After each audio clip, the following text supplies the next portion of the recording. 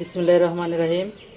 আসসালামু আলাইকুম। কেমন আছেন আপনারা সবাই? আশা করি ভালো আছেন। আমি রুজিনা কুকিং অ্যান্ড ব্লগ থেকে চলে আসলাম আপনাদের সামনে। আজকে অসম্ভব মজাদার একটা রেসিপি, এই গরমের জন্য পারফেক্ট একটা মিল্ক আইসক্রিমের রেসিপি।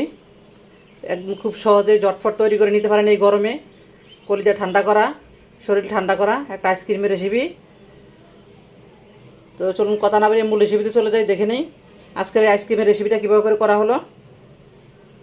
আর হ্যাঁ বন্ধুরা, আজকের আমার এই মিল্ক আইসক্রিমের রেসিপি যদি ভালো লেগে থাকে তো আমার ভিডিওতে লাইক দিয়ে দিবেন, শেয়ার দিয়ে দিবেন। আর আমার ইউটিউব চ্যানেলটাকে সাবস্ক্রাইব করে আমার ইউটিউব চ্যানেলের সাথেই থাকবেন।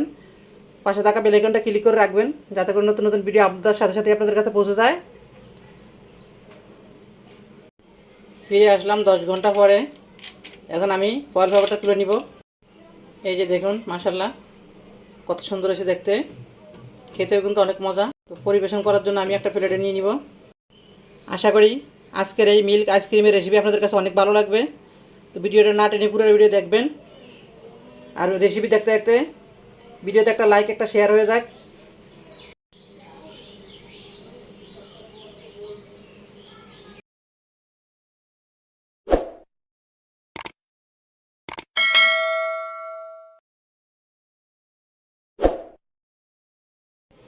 মিল্ক কাঠি আইসক্রিম বানানোর জন্য এখানে আমি একটা ডিমের কুসুম নিয়ে নিছি। সাদা অংশটা নিয়ে শুধু কুসুমটা নিছি। দিয়ে দিব 2 কাপ দুধ। প্রথমে 1 কাপ দিব, তারপর আধা কাপ দিব। আর আধা কাপের ভিতরে আমি কর্নফ্লাওয়ার মিক্স করব, এটা পরে ব্যবহার করব।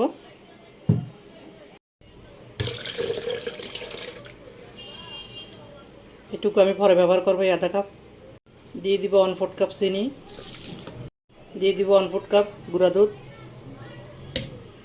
দিয়ে দিব আধা চা চামচ ভ্যানিলা এসেন্স। তো সবগুলো উপকরণ আমি ব্লেন্ড করে মিক্স করে নিলাম। দুধ ডিমের মিশ্রণটাকে আমি একটা পাত্রে ঢেলে নিলাম।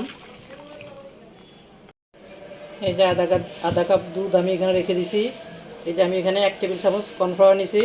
এখন এই কর্নফ্লাওয়ারটা আমি দুধের সাথে মিক্স করে নিব।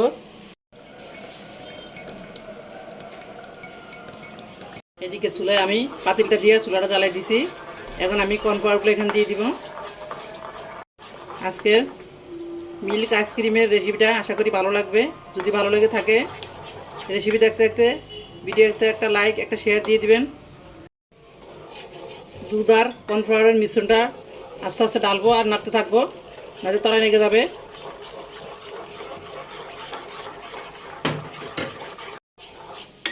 এই মিল্ক আইসক্রিমটা ঘরে তৈরি করে না খেলে বুঝতেই পারবেন না এই আইসক্রিমটা কতটা সুস্বাদু, কতটা মজা। ঘরে একবার হলো এই আইসক্রিমটা তৈরি করে খাবেন, এই গরমে অনেক মজা পাবেন। অসম্ভব মজার এই আইসক্রিমটা। আইসক্রিমের মিশ্রণটা জাল দিতে দিতে অনেক ঘন হয়ে গেছে। যে এখন আমি চুলা থেকে নামিয়ে হালকা ঠান্ডা করে তারপরে আমি আইসক্রিমের মোল্ডে ঢেলে নিব। আইসক্রিমের মিশ্রণটা ঠান্ডা করে নিছি, হালকা একটু গরম আছে, একটু হালকা গরম অবস্থায় ডালতে হবে মোল্ডের ভিতরে। এই যে আমি এই মোল্ডটা নিয়ে নিছি, এই মোল্ডে ঢেলে দিব। এখন আইসক্রিমগুলো আমি মোল্ডের ভিতরে ঢেলে নিলাম। তো আমার যতটুকু মিশ্রণ ছিল, আমি 2 কাপ দুধ নিয়েছিলাম। 2 কাপ দুধ ফরাই আধা কেজি সামান্য একটু কম হবে। কাপগুলা 240 গ্রাম করে। তো যাই হোক, আমার এই ততটুকু মিশ্রণে মানে এখানে 6টা বাটি। এই যে আইসক্রিমের মোল্ডের 6টা ঘর, 6টা ঘরের 5টা ঘর পুরো ফিল আপ হয়েছে, আর একটা ঘর বাকি আছে। তো যাই হোক, আমি এটাকে ট্যাম করে নিব। ট্যাম করে নিলে যেটা হবে, মানে ভিতরে বাতাস থাকলে বাতাসটা বের হয়ে যাবে। এখন আমি মোল্ডের উপরে একটা ফয়েল পেপার দিয়ে আটকে দিব, দিয়ে তারপর এখানে কাঠি দিয়ে দিব। মিল্ক আইসক্রিমের রেসিপি ভালো লাগলে ভিডিওতে লাইক দিয়ে দিবেন, শেয়ার দিয়ে দিবেন। আর যে সকল আপুরা ভাইয়ারা ইতিমধ্যে আমার চ্যানেলটাকে সাবস্ক্রাইব করছেন তাদেরকে অসংখ্য ধন্যবাদ।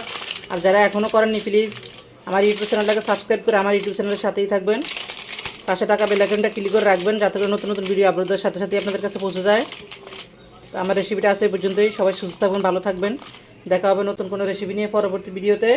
আল্লাহ হাফেজ।